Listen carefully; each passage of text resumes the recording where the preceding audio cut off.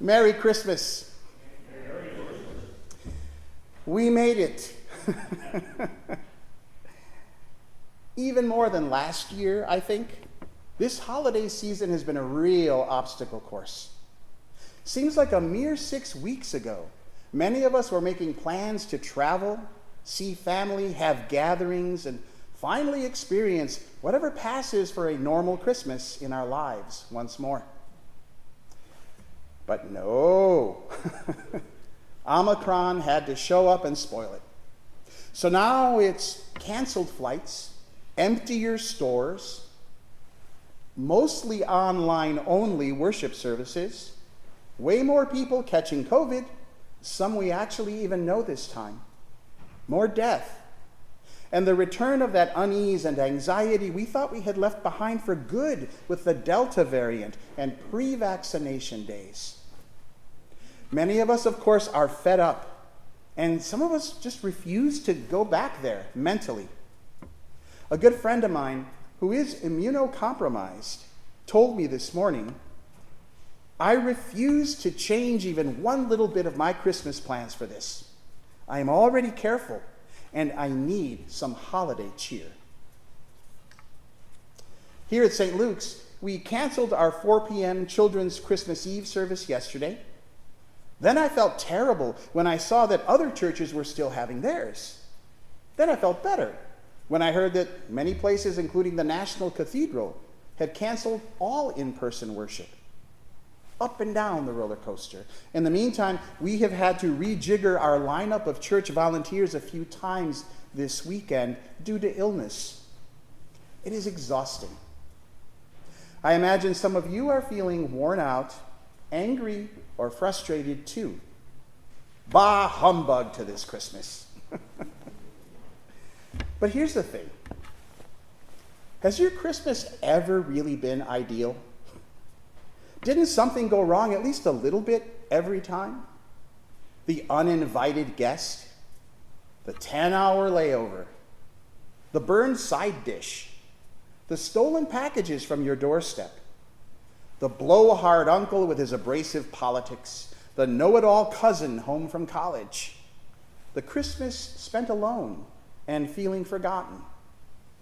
There's always something, it seems, to make you long for January 2nd to come ASAP. And okay, maybe these are small things. Nothing like a pandemic, it's apples and oranges.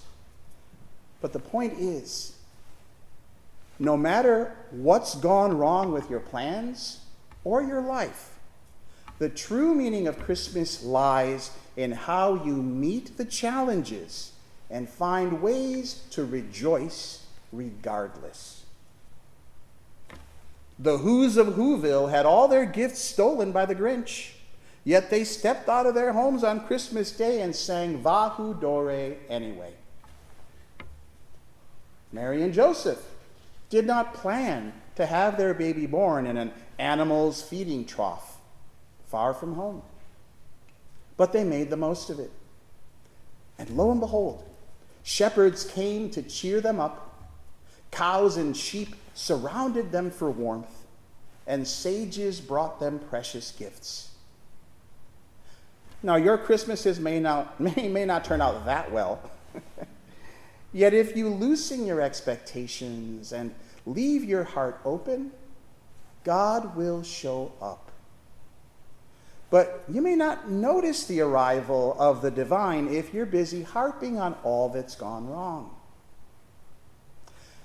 In the midst of all the work that had to be done to prepare for our Christmas services, I took a break yesterday morning and went through the accumulated mail on our dining room table at home.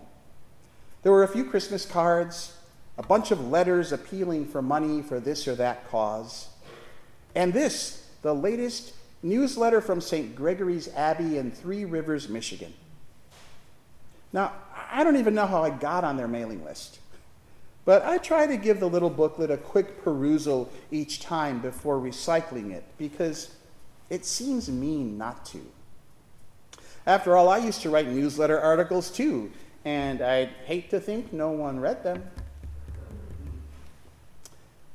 So I'm looking through this newsletter, and A paragraph from Prior Aylred caught my eye. Here's what he wrote. Richard Rohr said, God comes to us disguised as our life. He says that our willingness to find God in our own struggle with life and to let it change us is our deepest and truest obedience to God's eternal will. Rohr went on to say, we are always the stable into which the Christ is born anew. All we really need to do is keep our stable honest and humble, and the Christ will surely be born. That's what I'm talking about.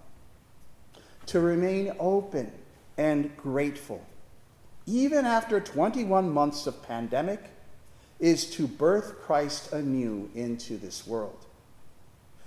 Now, of course, the baby Jesus is there in all the happy times too, but we feel his arrival more deeply when times are hard. That's why I kind of hate all those Hallmark Christmas specials. They're just too fluffy and unrealistic. Any suffering the characters undergo usually boils down to, will he or won't he love me?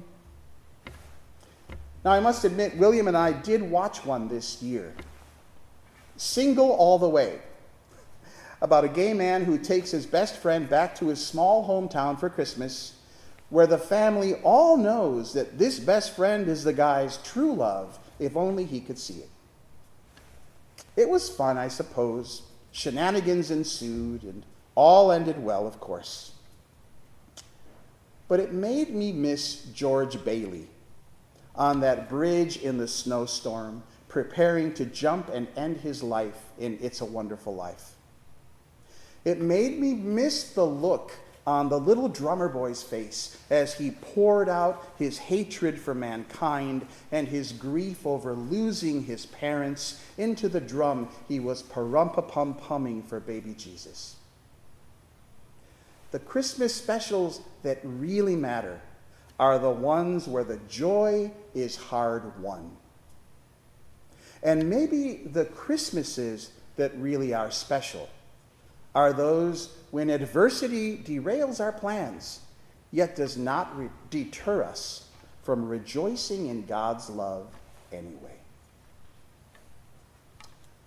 The prophet Isaiah says, the people who walked in darkness have seen a great light. Those who lived in a land of deep darkness, on them light has shined. Our gospel today says that the Word was made flesh and became a light in the world. What you do with that light in this darkness, how you let it be born and then shine through your heart, will make all the difference in the new year. Pi, rho, or sigma variants notwithstanding. Margaret Randall, the American writer, insists that in these heartless times, the most any of us can do right now is engage in acts of kindness. See the people around us and make them feel they are seen. The powers dragging our planet down count on us all feeling like meaningless pawns, powerless and resigned.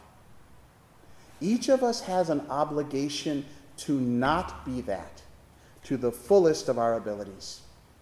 A kind word, a helping hand, a breath of clean air, a poem, a delicious meal, some peace.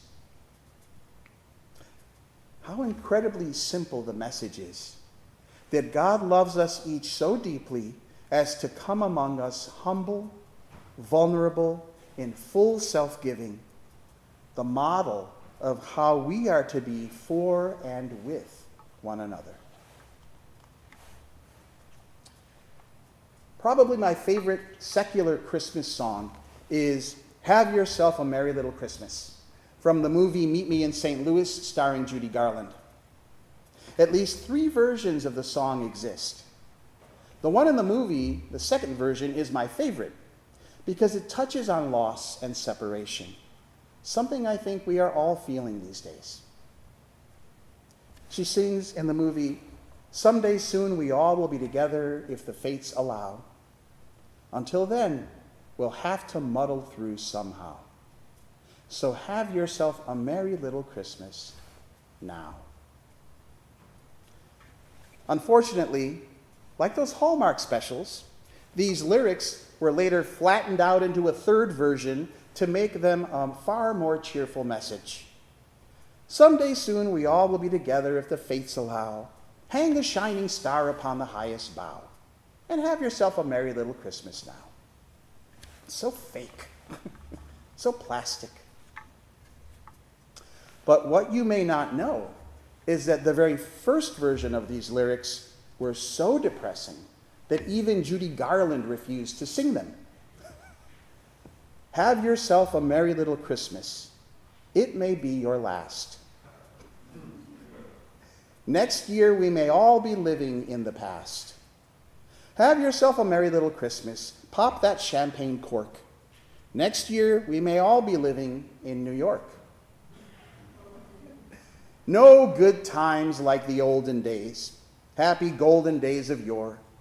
Faithful friends who were dear to us will be near to us no more. But at least we all will be together, if the Lord allows. From now on, we'll have to muddle through somehow. So have yourself a merry little Christmas now." May you have yourself a merry little Christmas that is just tough enough to make you grateful for how good you have had it in past years and compared with other people.